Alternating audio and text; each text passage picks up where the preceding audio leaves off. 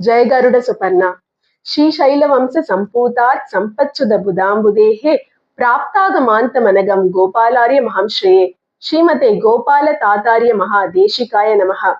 Shri Krishnamaryam Karunalayam Tam Vedanta Yukmam Samaditavantam Vatsavijatam Vidisham Varenyam Sribhashya Simham Pranamami Nityam.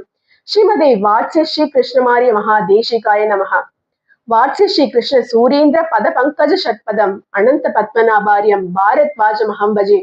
Srimate Ananta Padmanabharya Mahādeshikaya Namaha. Asmad Gurubhyo Namaha. On the occasion of Sri Krishnamarya Mahādesikan's 103rd Thirunakshatram, I am here to present a small video on the management principles of Bhagavad Gita as learned from my Acharyan Sri AbhimaN Swami. Principle number 1. Execution is more important than just ideas.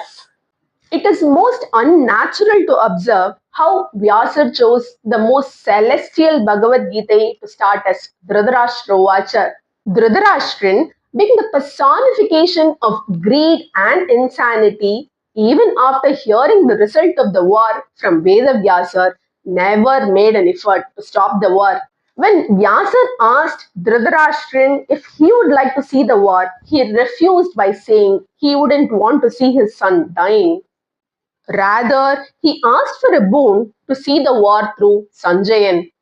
Had he agreed to be gifted the sight directly by his Acharyan Sri Vedavyasa, he would have got an opportunity to hear the whole of Bhagavad Gita from Lord Krishna, and he would have had all opportunities to mend his ways by stopping the war. We may all think only Dhritarashtra is a character not to be aped. But have we ever wondered Arjuna is an epitome of fear, frustration, and confusion? Having come prepared for the war, he dropped his bow and arrow by expressing his inability to do the war. He realized his needless confusion and frustration and surrendered before Lord Krishna and sought his advice.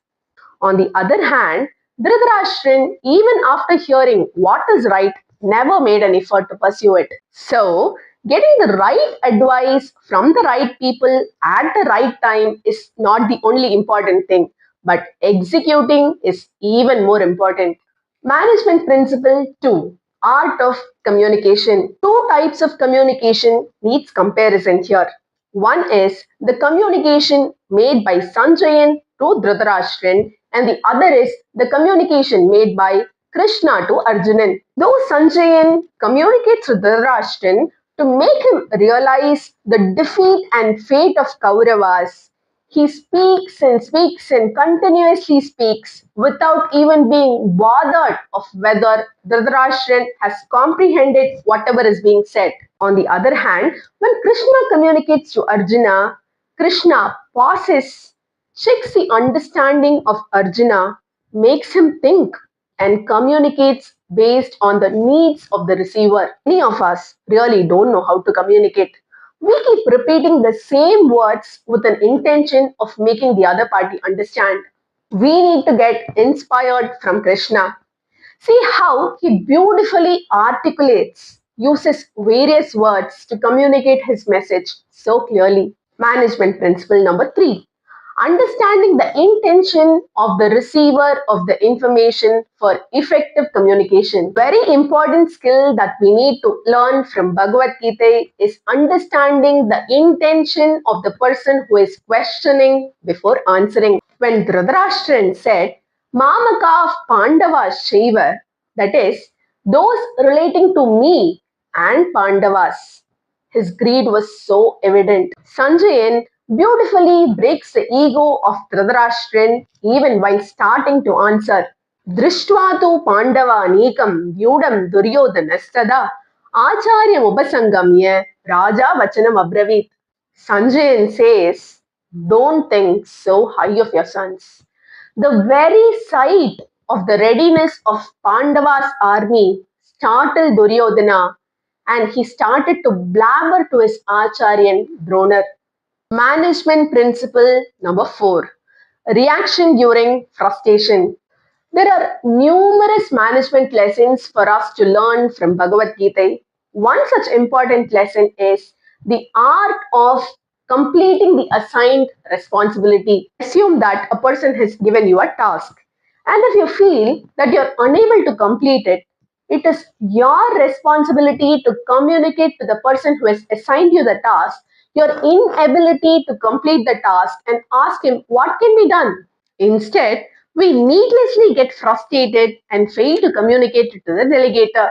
We can compare this to Arjuna's first reaction in the war field. Arjuna, after gathering the needed army with Krishna as his chariot driver, in frustration, dropped his bow and arrow, failing his Kshatriya dharma as assigned to him by Vedas. Later, Arjuna realizes his state of mind and surrenders before Lord Krishna and seeks his advice as to what needs to be done. Here, Arjuna serves as an example of how a person should be and how a person should not be. It is for us to choose the right path. Management principle number 5. Key to permanent happiness is patience. We all need to remember true contentment is not about the wealth, it is only about the perspective. We are all taught to learn to aim high, but are we really enjoying the pleasures in our daily lives? Or do we even realize that the pleasure or the sorrow that we get from our achievements is impermanent? What is a pleasure for one may be a sorrow for the other. What is a pleasure for one in a particular circumstance may be a sorrow for the same person in another circumstance. Lord Krishna says, Matra sparshastu kaunteya Sidoshna sukadukkadaha Agama payino anityaha Tan satiksashva bharata. And in case you always want to be in pleasure, the only way out is putting up with your hardships by patiently waiting for your brighter days. Hope you enjoyed this different perspective on Bhagavad Gita. There are a lot more waiting in store. Stay tuned.